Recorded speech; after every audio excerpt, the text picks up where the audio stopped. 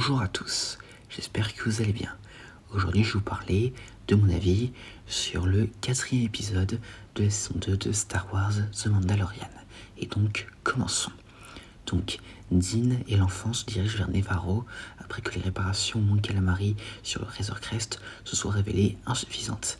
Ils y retrouvent Greef Karga et Cara Dune qui ont depuis transformé la planète. Donc Cara est devenue Marshal, tandis que Greef a assumé le rôle de magistrat, assisté par le Mythrol sans nom, pris par le Mandalorien dans le chapitre 1. En échange des réparations, Din accepte de les aider à détruire une ancienne base impériale de l'autre côté de la planète afin de débarrasser Nevarro de toute présence impériale. Et pendant ce temps, l'enfant est placé dans une école où il utilise la force pour voler des macarons bleus à un autre élève. Et donc, une fois arrivé à la base, il s'avère avoir plus qu'un simple équipage réduit et des Stormtroopers patrouillant dans les couloirs. Et ils activent le système de refroidissement de la lave afin que les coulées de lave naturelle détruisent la base. Au cours de l'évasion, ils trouvent des scientifiques et des cuves contenant ce qui semble être des corps clonés. Les scientifiques tentent de détruire les preuves. Le Mythrol découvre un enregistrement du docteur Pershing qui révèle qu'il a transfusé le sang de l'enfant qui a un compte M élevé et a fait des transfusions à des sujets de test. Mais au bout de quelques jours, les corps ont rejeté la transfusion et il découvre par la même occasion que le Moff Gideon qu'il croyait mort est vivant. Et bientôt, des Stormtroopers envahissent l'équipe et ils sont obligés de s'échapper avant que la lave ne surchauffe et ne détruise la base. Donc Din s'envole avec son jetpack de la base et va récupérer son vaisseau qui a été réparé, tandis que Karga, Dune et le Mythrol volent un transport. Une poursuite s'ensuit entre les transports conduits par Dune et des Troopers sur des motojets.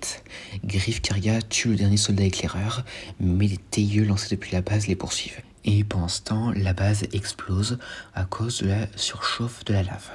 Et alors que les tailleux se rapprochent du transport avec Dune, Karga et le Mythrol, le Razor Crest apparaît et les détruit. Avec le vaisseau réparé et Nevarro sécurisé, Din se dirige vers Corvus pour rencontrer Ahsoka Tano.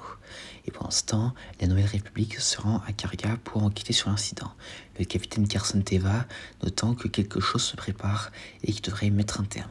Teva parle avec Dune et essaie de lui demander de l'aide pour combattre les restes de l'Empire. Et Cara révèle également à Teva qu'elle a tout perdu lorsqu'Alderaan, sa planète natale, a été détruite.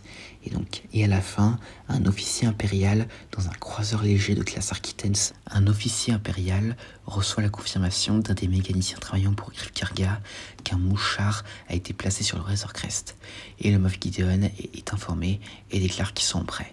Et l'épisode se termine avec Gideon examinant une ligne de Dark Trooper en attente d'activation. Et c'est la fin. Alors, qu'est-ce que j'en ai pensé ?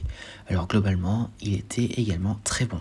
Et donc, alors, le fait de revoir Cara Dune et Greef Karga, c'était plutôt pas mal. Bon, même s'il y a un truc que je comprends pas, c'est comment ça se fait que Greef Karga, il a la barbe grise ? Parce que pourtant, ça se passe pas longtemps après la saison 1. Après, je sais que l'acteur, il était dans les 70aines pendant les tournages des épisodes, mais bon, quand même.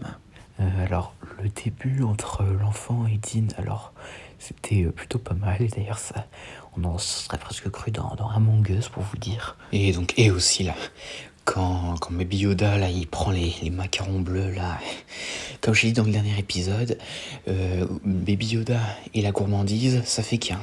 Et donc pour l'assaut sur la base, eh bien il est pas mal, et la course-poursuite également.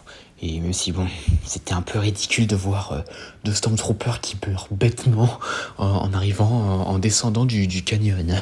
Et le Razor Crest contre les tailleux, ça fait plaisir à voir. Surtout que on est dans Star Wars, donc quand on va voir un Star Wars ou quelque chose, genre une série ou un film, on s'attend forcément à voir des combats de vaisseaux. Et donc alors pour la scène du labo, alors franchement elle était pas mal, j'ai bien aimé l'ambiance et tout. Et d'ailleurs petit détail, on peut entendre le thème de Snoke dans cette scène.